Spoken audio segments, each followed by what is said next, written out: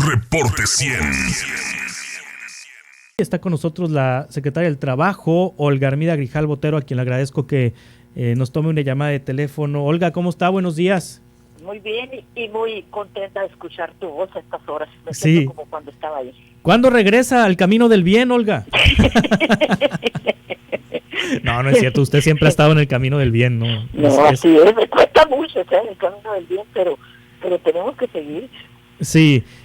Olga, Sí. hay un nuevo sistema de justicia laboral en el cual está enfrascado el gobierno del Estado, la Secretaría del Trabajo. Se ha puesto una fecha, octubre, como límite para que entre en vigor. ¿Esto qué significa en español para los trabajadores? ¿Qué significa en español para los empresarios, los patrones? Pues mira, por principio no va a entrar en esa fecha establecida. Sí. Porque precisamente mañana viene la secretaria de Trabajo. Nosotros, Sonora, Chihuahua y otros 8 estados, entramos en la tercera etapa. Los primeros fueron parte del Golfo, del centro, por ahí. Entonces, ya sobre esto, pues viene la cuestión financiera, viene también ciertos ajustes que se tienen que dar. Entonces se salió el decreto, se elaboró el decreto, donde esta tercera etapa se va a dilatar un poco. Sí. Se empezará a trabajar hasta el otro octubre. A octubre de 2023. Ajá, no, 2022. 2022. Sí. Lo que pasa que la reforma decía que el 1 de mayo y en 3 meses ya estaba todo esto listo. Entonces, la experiencia se les ha dado que no es así tan fácil, sobre todo por la cuestión de los recursos. O sea, porque tenemos que tener, antes de dar eso, tener el centro que va a operar como centro conciliatorio, que eso es lo novedoso de esta reforma. Ya no es el papeleo engorroso que el procedimiento laboral imprimió en la legislación del siglo pasado, del principio del siglo pasado, de que vas y que la audiencia y que vienes y que no vino y el testigo y el inspector y que no estuvo y el acta, pasa años, esa es la muestra. Digo, no solamente ese factor, hay otros factores también, que tenemos un rezago de 100,000 expedientes aquí, con eso nos topamos. Entonces, ahora la novedad es la oralidad, ¿sí? Y para ello se requieren condiciones completamente distintas a las establecidas. Se requiere de un sistema de tecnología avanzado que conecte el centro al Poder Judicial y que todo sea pues con tecnología. Sí. Para hacer ahora sí lo que dice la Constitución, la justicia rápida y expedita. Espero que un procedimiento laboral se resuelva en 2 o 3 meses y no en 2 o 3 décadas como estamos en este momento. Sí, es decir, el plazo era mayo y se pasa para octubre. El plazo original era mayo y se pasa para octubre, Olga. Sí, ajá, sí, así. Para que entre este nuevo sistema de justicia laboral. Desaparecen las juntas locales de conciliación y arbitraje. No desaparece. Sí. Las juntas de conciliación cierran sus puertas y se vuelven receptoras, porque además este proceso está calculado que después de iniciarse nos son 4 años más para sacar todo el rezago y terminar ya de cerrar al 100 este nuevo proceso. Estamos en una etapa de que el viejo proceso no termina por morir y el nuevo no termina por nacer, como toda transición que ocupa, y máxime en las condiciones en las que encontramos la cuestión laboral, la justicia laboral, y por lo que hemos atravesado económicamente, que eso también ha influido bastante, los factores económicos. Entonces, en ese sentido, las juntas no se cierran, no desaparecen, cierran sus puertas, pero se vuelven receptoras de los expedientes. Va a recibirlo, va a hacer una pequeña audiencia y luego se turna al Centro de Conciliación Estatal, donde ahí conocedores de estos mediadores en la materia van a sacar de manera conciliatoria. Se espera que muchos de esos procedimientos salgan en 15 días, optimistamente hablando, porque no se trata de que voy a esperar tanto y luego la audiencia y te programé la audiencia para el año que entra y cosas por el estilo. Si en ese segundo intento no se logran conciliar las partes, entonces sí pasará ya al Poder Judicial. respetando inclusive la división de poderes, porque esto también estaba medio una cuestión de justicia impartiendo el Ejecutivo, ya con jueces también que estén preparados, jueces laboralistas que estén preparados para hacer un procedimiento también ya más depurado y que eso termine pues lo antes posible, en el menor tiempo. Sí. Eso es a grandes rasgos.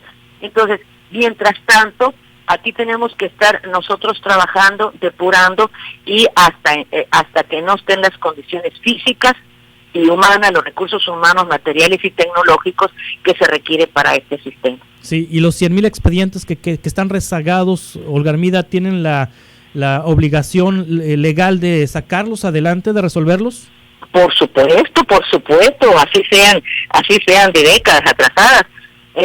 Estamos armando estrategias en términos de empezar a clasificar. Hay varias propuestas, pero que todavía no están, digamos, consensadas y aprobadas, en el sentido de que, por ejemplo, de un solo grupo, hacer así grupal la negociación, pero por principio ningún expediente puede así arbitrariamente cerrarse y almacenarse. ¿El más viejo de qué año es, Olga? No tenemos todavía el dato, pero más o menos calculo que de la década de los 80, más o menos. ¿De la década de los 80? Entonces ahí puede haber un fallo a favor del trabajador o un fallo a favor de la empresa de los 80 para acá. ¿Y existe todavía la empresa? ¿Y existe todavía el trabajador? Eso precisamente, mira, se requiere, si se va a digitalizar, porque al principio al digitalizarse el archivo, se va la misma empresa va a estar sacando, ya depurando de tal manera que las clasificaciones. No sé mucho de tecnología, pero lo que más o menos he estado documentándome y saber cuántos expedientes hay de la década de los 80. Pues que hay 3, que inclusive no son legibles, que ya no pueden ni siquiera leerse. Esto no lo hemos visto, es una apreciación mía que la he rebotado con otros compañeros en ese sentido, en decir, bueno, todos estos expedientes que consta ante notario de que no es legible, que no puede avanzar, entonces se tiene que dar fe que desaparece, ¿sí? Y no sé el protocolo para la desaparición que se llegue a acordar. Habrá otros que grupalmente vayan dirigidos a una sola empresa y hablarle a la empresa, si es que la empresa todavía existe, ¿sí? Claro. Y decir, aquí tengo tantos expedientes de esto y este caso, para hacerlo en conjunto. Como te digo, comentando, viendo esto, todavía no nos hemos podido reunir a México, todavía no nos podemos nutrir del de la experiencia de otros estados, pero eso no quiere decir que estemos esperando, estamos aquí, digamos, poniendo sobre la mesa distintas alternativas, en el sentido de que la alternativa que tomemos va a tener la legitimidad correspondiente para no nomás echarlos a la basura. ¿Se entiende eso, verdad? Sí. Olga Armida Grijalva, ¿cómo puede saber una persona si su expediente está activo? Pues uno consulta los expedientes en la fecha y no se ha dado sentencia, saber el estatus que guarda. Habrá expedientes que se quedaron en la notificación, por decirte, sí. O habrá que una audiencia que nunca se realizó, por decirte algo, ¿verdad? Sí.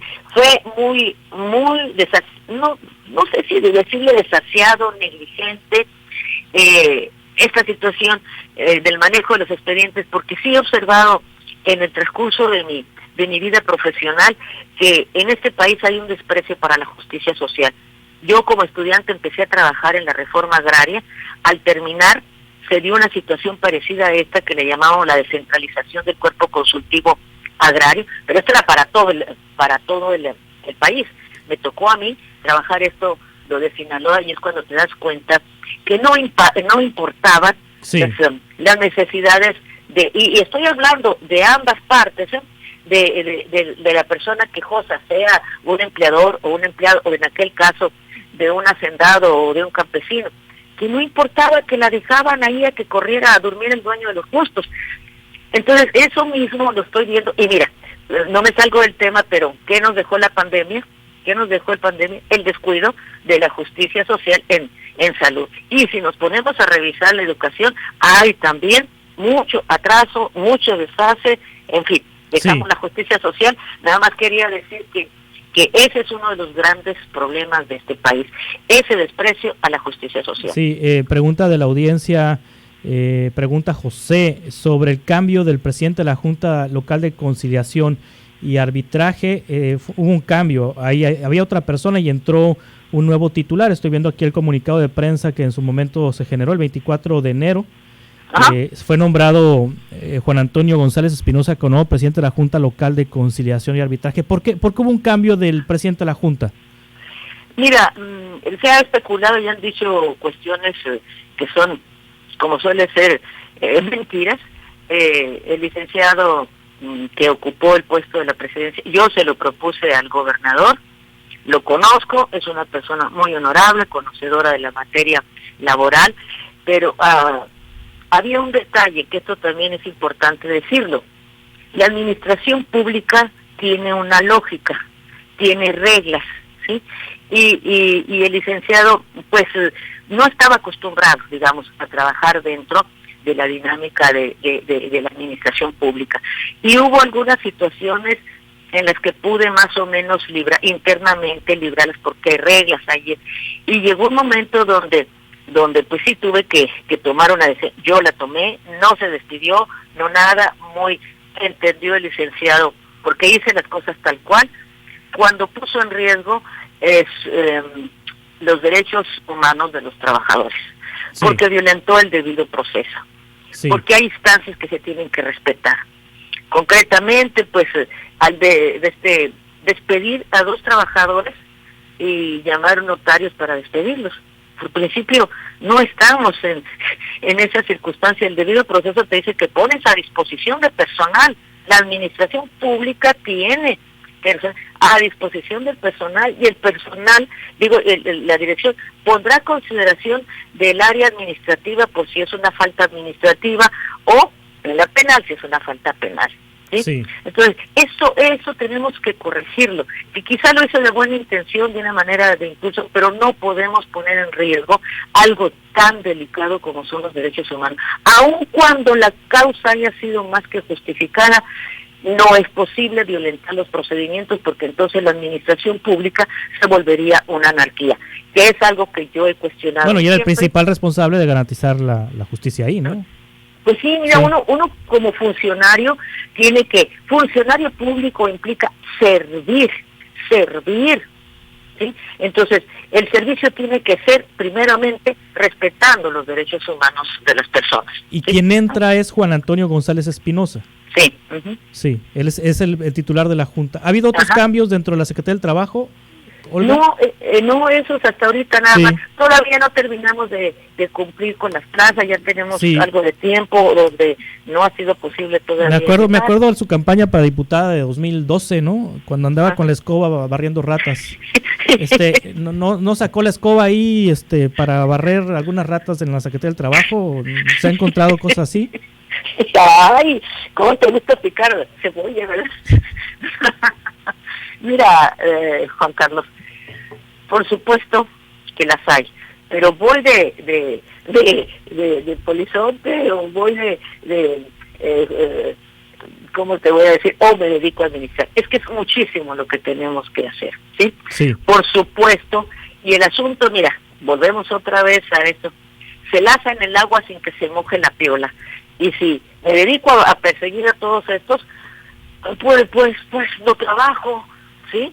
Entonces lo mejor es poco a poco. Esta es otra de las cosas también bien importantes. Los procesos, los cambios, sobre todo políticos y de esta naturaleza, no se hacen de la noche a la mañana. Tiene que ser muy cautelosos, porque eso frenaría el proceso. Sí, tiene que cuidar el bolso cuando se entrevista con algún líder sindical, no vaya a ser que le vayan a robar la bolsa. Digo, porque tienen cada fama los líderes sindicales. Ay, mamacita querida. Eso sí, yo he marcado la línea porque me toca directamente a mí. En lo que a mí compete, y así lo dejé dicho en las reuniones que tuve sindicales cuando recién entré, y en la reuniones gremiales de empresarios o empleadores. Marqué mi línea muy concretamente en términos de que lo que a mí corresponde va a ser sobre la mesa y no en lo oscurito. Sí. ¿Sí? Quedó perfectamente y he tenido que trabajar sobre esas circunstancias para no resolver los problemas con los clásicos moches.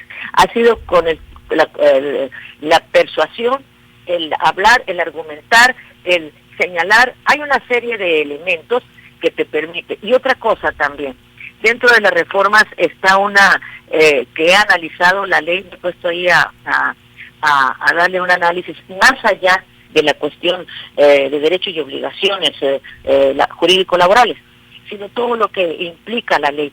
Y la reforma, son 7 ejes fundamentales, y uno de los ejes es que está establecido obstaculiza la corrupción y la extorsión.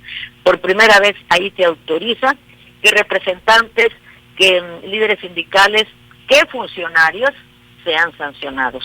Sí. ¿Sí? Entonces, esto ayuda. Vuelvo otra vez. Primero tenemos que ir desmantelando poco a poco la vieja casa, la ruina de esa casa, que nos vamos a llevar sorpresas sin duda, pero tenemos que ser muy profesionales para desmantelar esto, para que una vez que ya quede limpio, empezar a construir con bases muy sólidas, con bases democráticas, con bases transparentes, ese nuevo modelo. Por eso te digo, nos lleva todavía tiempo. Estos ejes también tienen algo bien importante: la visibilidad de todos estos actos y la transparencia. Sí, pregunta Alma, ya finalmente, maestra, aunque no le toca a la Secretaría del Trabajo este tema, pero puede dar su opinión. Dice, maestra, están despidiendo del Congreso arbitrariamente, sin ningún argumento y sin ninguna liquidación. ¿A quién le toca? ¿Sí le toca a usted atender estos casos? No, mira, precisamente eso es lo hemos cuidado mucho, este detalle, ¿sí? Muchas veces dice arbitrariamente, pero hay un trasfondo de lo que yo te he comentado, esa forma que tenemos de trabajar en este país, ¿sí? Hacen el agua sin que se le moje la piola, y tú no puedes despedir a alguien si no tienes los debidos elementos, porque entonces te sale contraproducente. Mira, no nos veamos aquí, estamos viendo los procesos penales que se establecieron en México, ¿sí?